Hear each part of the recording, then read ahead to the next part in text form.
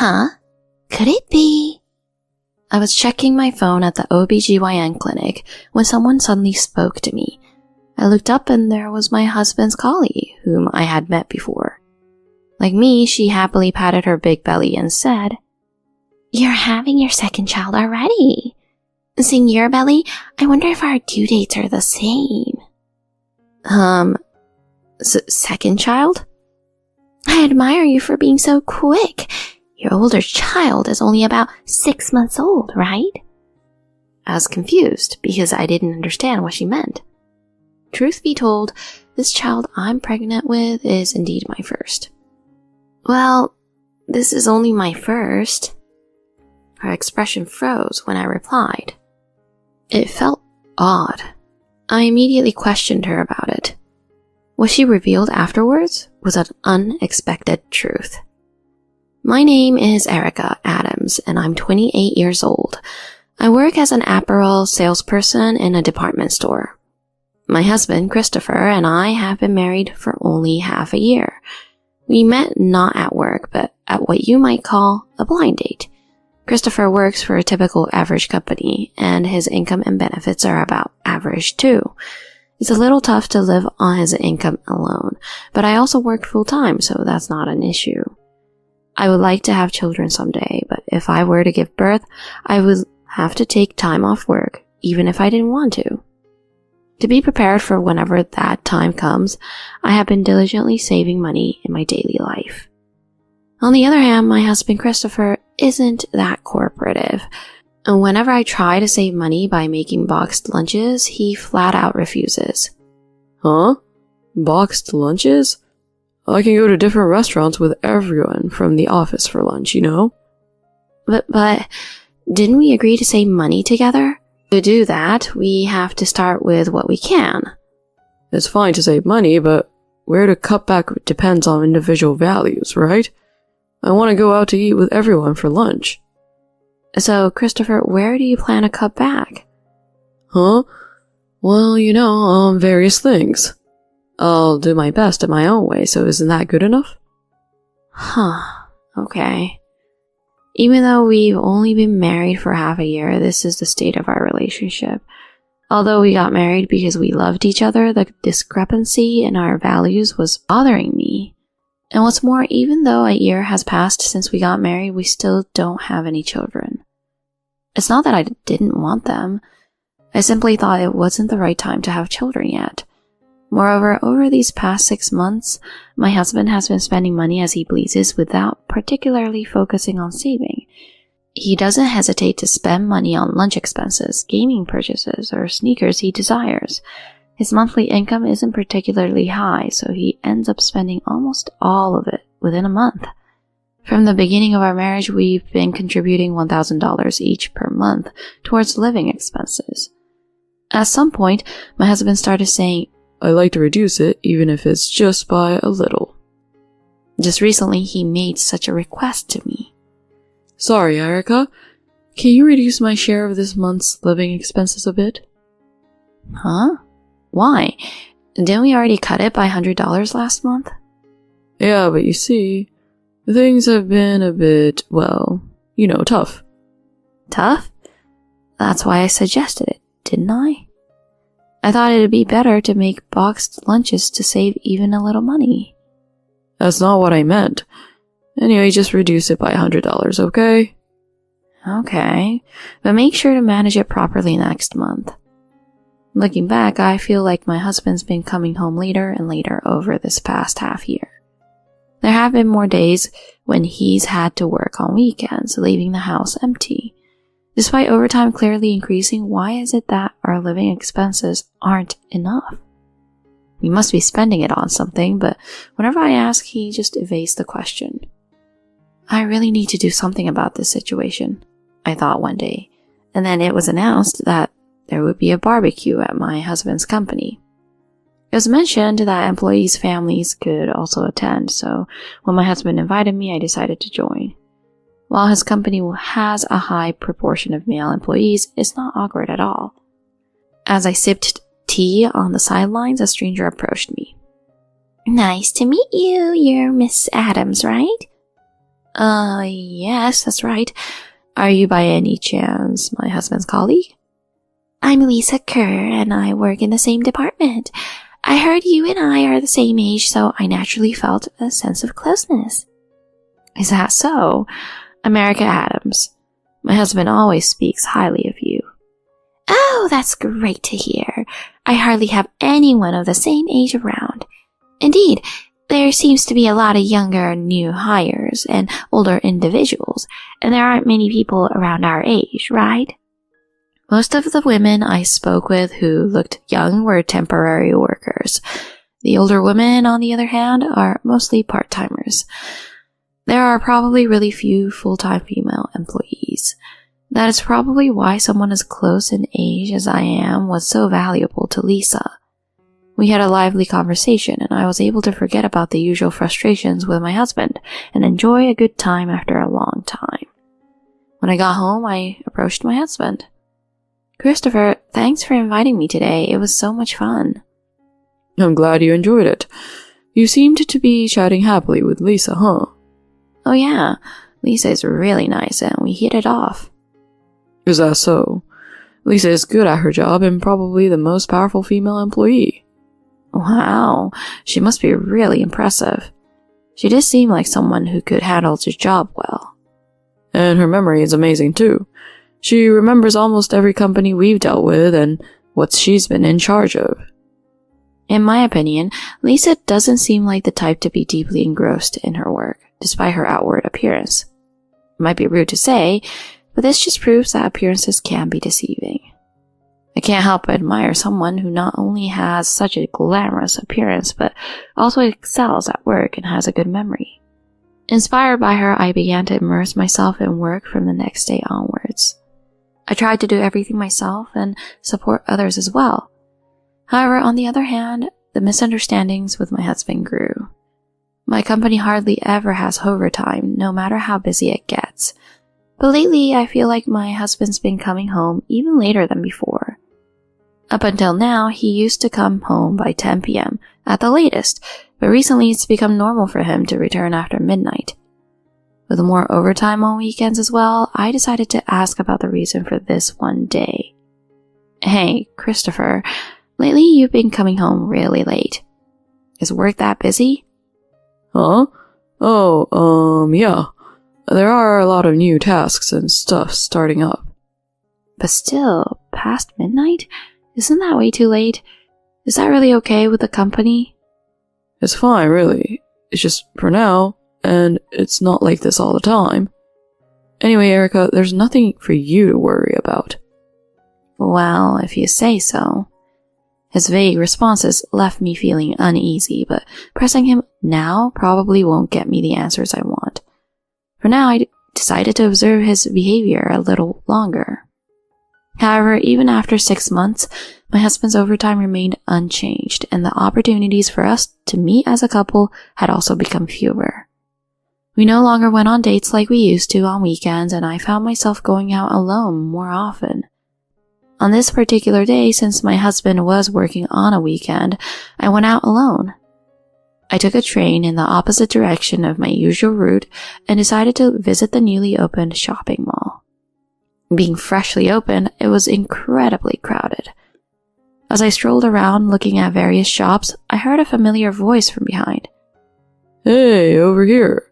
Come this way. It was unmistakably my husband's voice.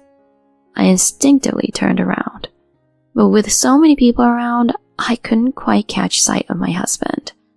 Though I caught a glimpse of what seemed to be his figure, I lost sight of him amidst the crowd. What's going on? That was definitely Christopher's voice just now. If it wasn't him, who called out to me? Then who? That evening, I decided to wait for my husband to return home and ask him about it. As soon as he arrived home after 11 p.m., I broached the project. Hey, Christopher, where were you today? Huh? What are you talking about? It's a holiday, so obviously I was at work, right? I went to the newly opened shopping mall and heard your voice, Christopher. Huh? The newly opened shopping mall in the neighboring city? You knew about it? Well, it was rumored, but But I was at work, so I didn't go to a place like that. My husband was clearly flustered, insisting on his weekend work schedule. Considering his behavior was clearly different from usual, I became convinced Christopher was lying. Since then, I began to closely monitor his actions. Just then, I began to feel nauseous all the time. Why am I suddenly feeling like this? Did I eat something weird? The feeling of nausea, accompanied by physical discomfort, lasted for about a week. Summoning my courage to go to the hospital, I was shocked to find out I was pregnant. Due to our concerns about our savings, we had been meticulous about contraception. But as I experienced pregnancy firsthand, my anxiety gradually faded, replaced by a feeling of happiness. When I told my husband about the pregnancy, he was overjoyed. Huh? Pregnant? Seriously? But there seemed to be a hint of tension in his expression. Apparently, I had a predisposition to severe morning sickness. I had intended to keep a close eye on my husband's suspicious behavior, but I couldn't bring myself to do it. 6 months later, I safely entered the stable period of my pregnancy, and my morning sickness finally began to ease.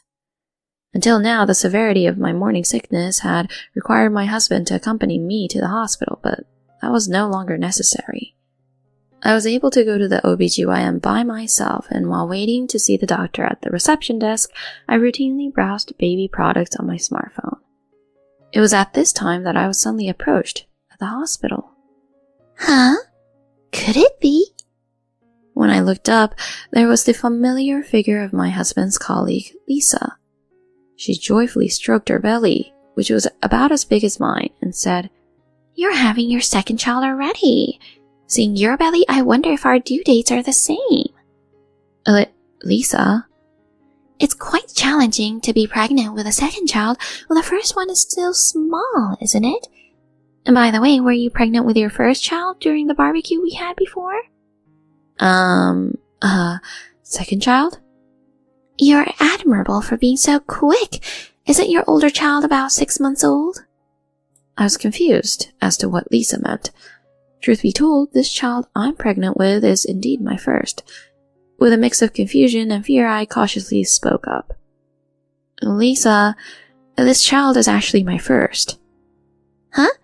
Your first? This child? Yes, this child is my first. As I answered, her expression froze. Something felt off. Trusting my instincts, I immediately confronted her. Hey, Lisa, why did you think this child was my second? Well, that's... Tell me, I can't ignore this. Erica, She looked awkward throughout, avoiding eye contact. But then, as if she had made up her mind, she looked at me and slowly spoke. Actually, I saw him at the park a little while ago. Christopher was walking around holding a small child. Huh? Christopher was? The child didn't seem able to walk alone yet, and size-wise, it seemed like it had been about 6 months since birth. I didn't see you around, so I just assumed Christopher was taking a walk alone. Did you hear this from my husband? At that time, I only caught a glimpse from the car, and I was suffering from severe morning sickness, so I had already quit my job. I couldn't inquire further about the truth. I'm sorry for saying weird things. No, thank you for telling me. Lisa left with an indescribable look on her face. Meanwhile, I was filled with boiling anger. I see. So that's what happened. The overtime increased because he was cheating, right? Moreover, he has a child with the other person. I absolutely can't forgive this. After finishing the checkup, I approached my husband, who was watching TV in the living room. Without delay, I immediately confronted him after he greeted me with, "Welcome home." Hey, Christopher, I ran into Lisa at the hospital earlier. Huh? Lisa? She's been having terrible morning sickness and quit. I've been worried about her. I heard something from Lisa. She told me you're having your second child already. Huh? Christopher? You know something, right? Christopher's face drained of color, and I sensed his agitation. He began to stammer desperately, his eyes shifting. What are you talking about? A second child? And maybe Lisa just got the wrong idea. Haha. Right, that's what I thought too. But she saw you herself. You holding the baby. That's impossible. I don't have a kid. I found it strange. Your overtime hasn't increased your salary, and you've been working weekends more often. Lisa mentioned it. There's no weekend work at his company, she said. Ugh. Yes, I was listening to another important story from Lisa. It was about overtime and working on weekends. According to her, my husband's company only does overtime until 8 p.m. at the latest. She said there had never been any weekend work. So no matter how much overtime he does, it's strange for my husband to come home after midnight. Even on the days he said he was working weekends, he was actually going somewhere else, not to the office. Hey, where were you and what were you doing? When I questioned my husband, he started trembling uncontrollably. Perhaps realizing he couldn't keep hiding, he slowly opened his mouth while looking down. At her place. Her? How long have you been dating her? Well, she's actually my ex-girlfriend. I got her pregnant, so I've been visiting her regularly. Your ex-girlfriend? So what about the child? Is it yours? Yes. I felt alternating waves of anger, frustration, and disbelief at myself for choosing such a pathetic man. I'm willing to break up. Please, forgive me. My husband tried to dismiss everything with such words, but I shouted at him. Don't you dare joke about this. What do you think you're doing to our child? You talk about breaking up so casually, but because of you, the child from your affair won't have a father. And yet you're all about self-preservation. You're too selfish. No, it's not like that. I just want to prioritize you, Erica. It was just a momentary lapse with my ex-girlfriend. It just happened in the heat of the moment. What? It's disgusting to hear that now. After you've been doing whatever you wanted all this time, now you're trying to act like a saint? I refuse to let a jerk like you become the father of this child. It's utterly shameless of you to impregnate both me and your ex-girlfriend at the same time. I'm so sorry. I apologize. Please forgive me. Shut up, you scumbag. Don't ever come near me again. Rot in hell, you piece of garbage. Sorry, but you'll be paying alimony and child support, got it? Be prepared for that, okay? My words left Christopher crestfallen. Ignoring him, I packed my things and left for good. Without a word, he watched me leave. Afterwards, with the help of my parents and in-laws, I divorced Christopher. A few days later, I hired a lawyer and sued both him and his mistress for damages. I made sure to demand child support from him for our unborn child. For him, already struggling financially, this was a significant blow. He resorted to borrowing money to cover the expenses. Eventually, news of his affair leaked to his company, resulting in his transfer to a subsidiary, another reason due to anger from the higher-ups. Now abandoned by his mistress as well, he works tirelessly to pay child support to me. On my end, I'm approaching my due date. It's a scary thought as it's my first time, but the anticipation of meeting my child soon brings a smile to my face. The absence of a father may cause this child to grieve in the future, but I will protect this child because I am his mother. We'll meet soon, just wait for me. With these words, I gently pat my swollen belly. As long as I have this child, everything will be all right. I vowed to ensure the happiness of both me and my child.